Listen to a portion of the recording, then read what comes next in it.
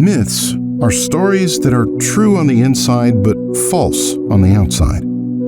That's because a myth is true for the soul but untrue in an external, physical sense. Myths close themselves off to pure rationality.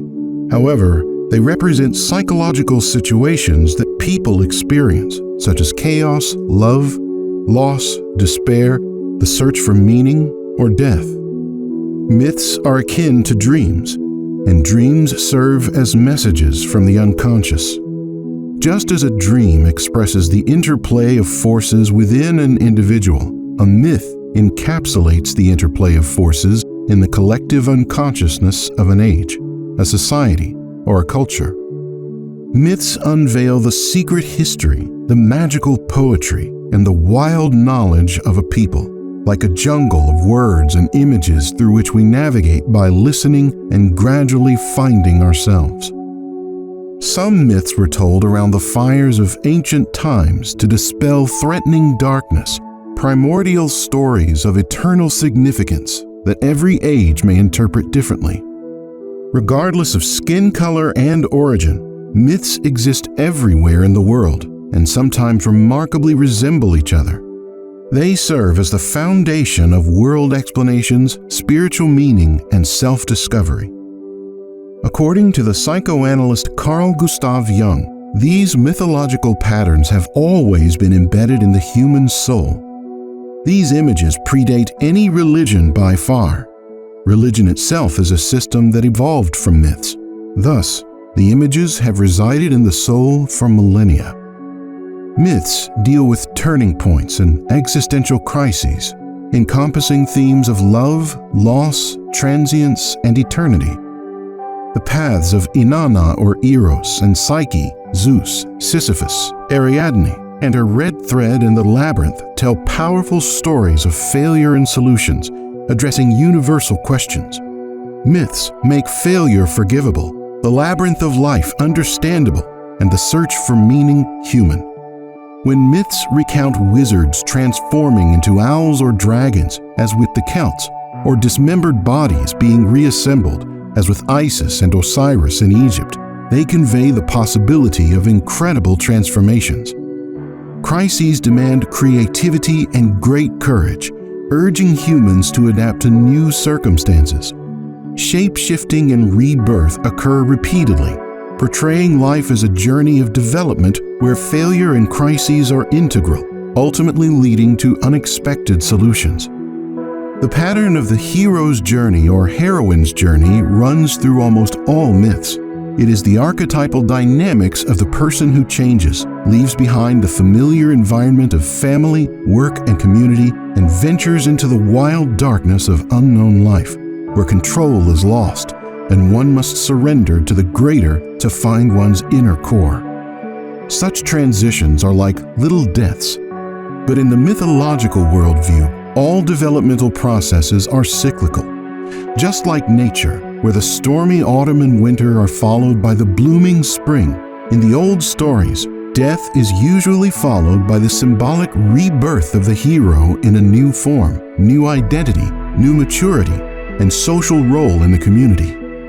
In all ancient cultures, people had a sense that their small personal world must somehow be connected to the great cosmic ground above them, that the microcosm of the self and the macrocosm of the universe were interwoven, inseparable, and influencing each other.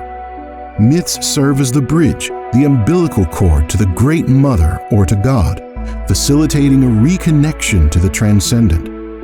Out of these metaphors, all cultures of the world ultimately created collective dreams with myths, which then manifested as patterns in religion, poetry, language, music, architecture, and history. It is as if from one fruit of the psyche, thousands of different fruits have emerged, colorful, imaginative, and full of beauty.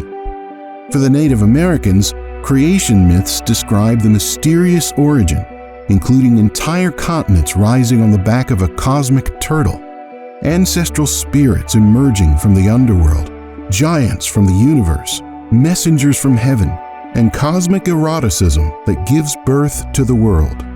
In the Christian understanding, This is the Almighty who assembles everything in 7 days.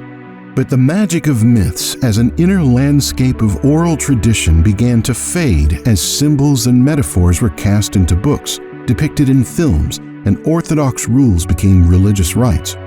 They withdrew into the unconscious, thus opening the door wide to abuse.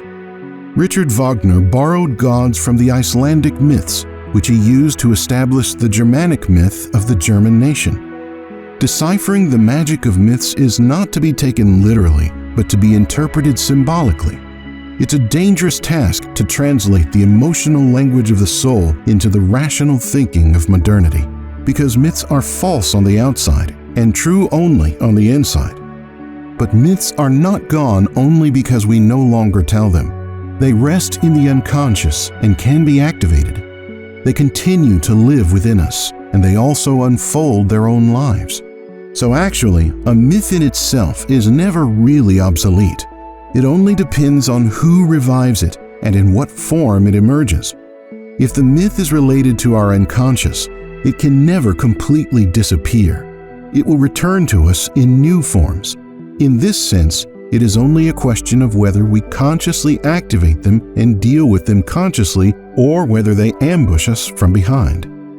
It's important to see which unconscious myths modern humans follow, even if some are rationally convinced of being entirely free from them. There are already efforts to formulate a new creation story as a globally connecting myth, in which not a divine creator appears, but astonishing phenomena like the Big Bang, black holes, and supernovas are part of the story. The cosmologist and theologian Thomas Berry explains that it is necessary to tell the story of the universe, planet Earth, the development of life on Earth, and the emergence of humans, because it enables us to understand who we are, and because it makes clear to us that we are part of a whole. The fact is, we come from planet Earth, which took shape through a long process. This process, which initially shaped the Earth, then brought forth air, water, land, soil, and living beings. This process has continuity and a structure in which everything is connected to everything else. Modern narrative psychology says that we do not have to blindly follow old myths about ourselves, but can rewrite the script of our lives.